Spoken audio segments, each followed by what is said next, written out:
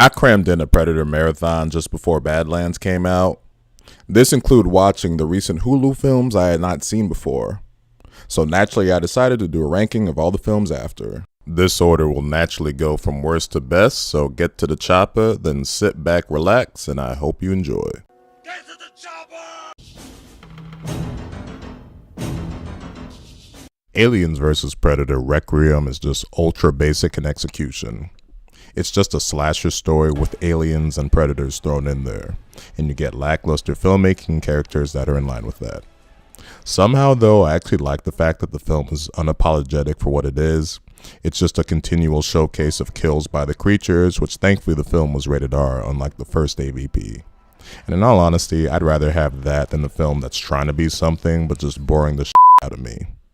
Don't mistake that though for me thinking this is a good movie, because it sure as hell is not, and thankfully it is mercifully short.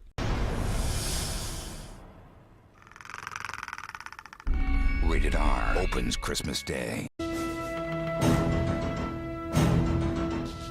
Before this past weekend, The Predator held the distinction for being the only Predator film I'd seen in theaters when it came out in 2018. It's about a mega predator with his own motives taking on a team of loony criminals and a hot as scientist. That scientist would be Olivia Munn here. Looking at her was easily the best part of the movie. But this is notable for being the most comedic Predator film. With this approach, I didn't mind too much, as the franchise can be a little overly serious at times. It helped having some good comedic talent in there like Keegan-Michael Key. Baxley, if your mom's vagina were a video game, it'd be rated E for everyone. And the movie has a nice ensemble cast going for it. Unfortunately, the movie just makes a lot of weird decisions. The autism story and eventually what they do with the Predator dogs. That stuff and some other creative choices took over the second half of the movie, where the film just began to sink. Although rewatching it this past week, I didn't hate it as much as I did in 2018, as I did have some fun with the first half of the movie, mainly in the comedy.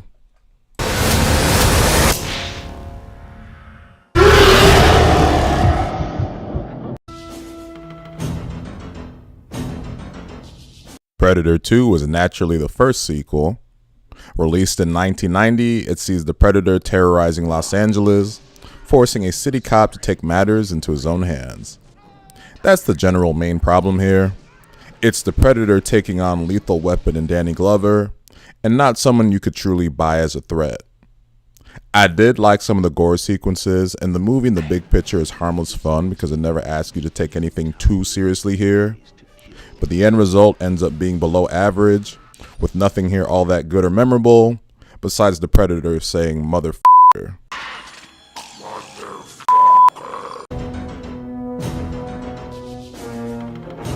The now 20-year-old crossover between Alien and Predator takes way too long to get going. I also think the general problem in the concept between a crossover between Alien and Predator is that it's not like Freddy vs. Jason or Godzilla vs. Kong, where these are the definitive characters that we've been following through the franchise, and therefore it makes them coming together a lot more meaningful. Also, the fact that this movie was rated PG-13 is pretty unforgivable. Once the real battle starts to happen though between the aliens and the Predator halfway through the film, I actually think there's some okay fun to be had.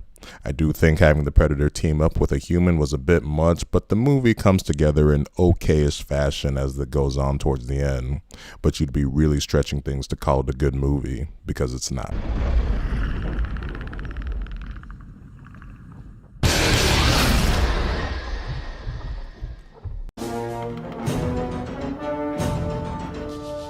Predators was the first solo Predator film in 20 years after Predator 2, as you had the AVP films released in between. Released in 2010, it has a diverse group of skilled combatants placed on the Predator's planet for a game of survival. Like The Predator, you have a great ensemble cast here. Loved Adrian Brody as the lead, and the rest of the supporting cast consisting of Walton Goggins and Mahershala Ali were great additions as well. The story and characters were consistently solid to good all the way through, with the only unfortunate thing being the generic forest jungle type scenery getting a little old after a while. You might as well have had the movie take place on Earth. But the movie is mostly pretty well done given what it's trying to accomplish.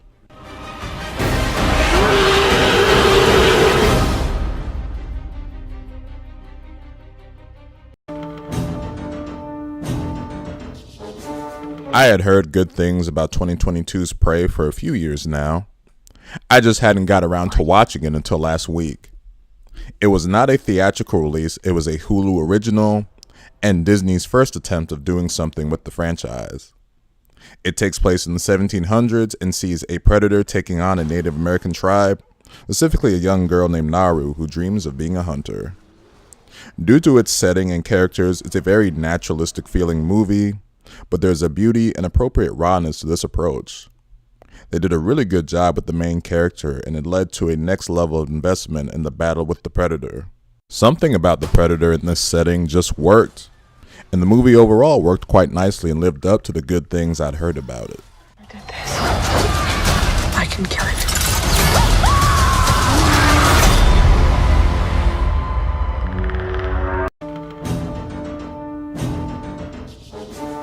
The first Predator, released in 1987.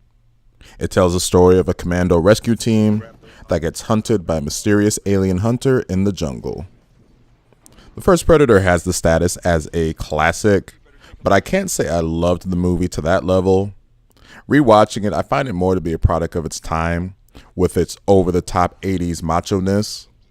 It isn't until the movie gets towards the end with the final confrontation between Schwarzenegger's Dutch and the Predator that I think it reaches an elevated level of quality. There's just something really cool and badass in seeing a godlike figure in Arnold go up against a creature who's a match for him in the Predator. The whole back and forth between them made for a very entertaining final act of the film and the successful launch of the franchise, with plenty of iconic quotes in there. One ugly motherfucker.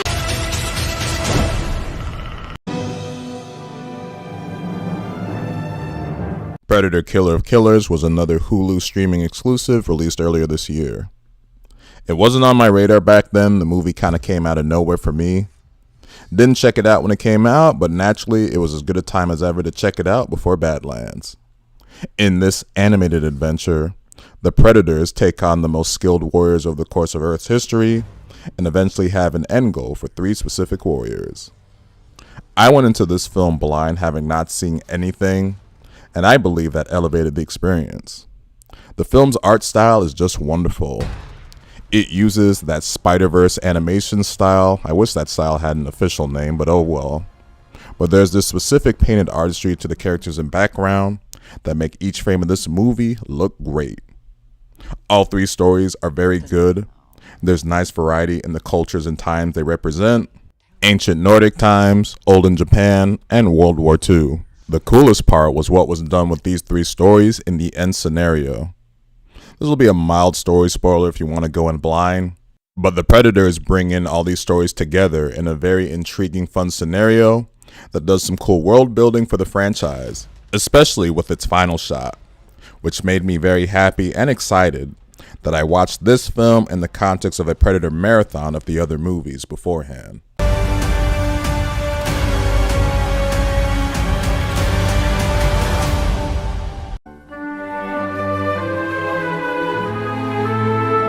The just-released Predator Badlands was the first theatrical Predator film from Disney. It centers around a predator named Dek, who travels to a Badlands planet to complete a ceremonial hunt, but he discovers unexpected obstacles and relationships along the way. The movie lives up to being Disney's version of the Predator, in as family-friendly Predator adventure as you can get, with a lot of filmmaking touches oddly found in Disney films.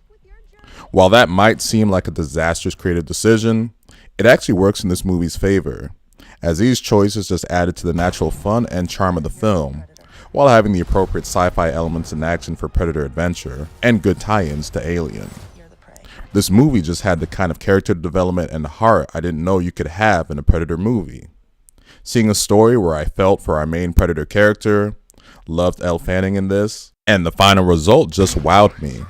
And seeing that the Predator franchise has been way better under Disney than it ever was Fox collectively, with me believing that this is the best Predator film.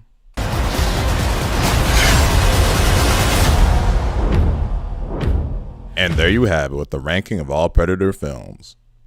I'm not a mega fan of the franchise overall, however I do have revitalized interest after seeing the stuff Disney has done with it after the last few installments. Like Alien Romulus last year, Predator Badlands had a good debut at the box office and reception from fans and critics, so the future of the franchise is looking great, after I thought it was a dead as franchise after 2018. So that'll do it for this Predator ranking video. If you made it to the end, thank you for watching.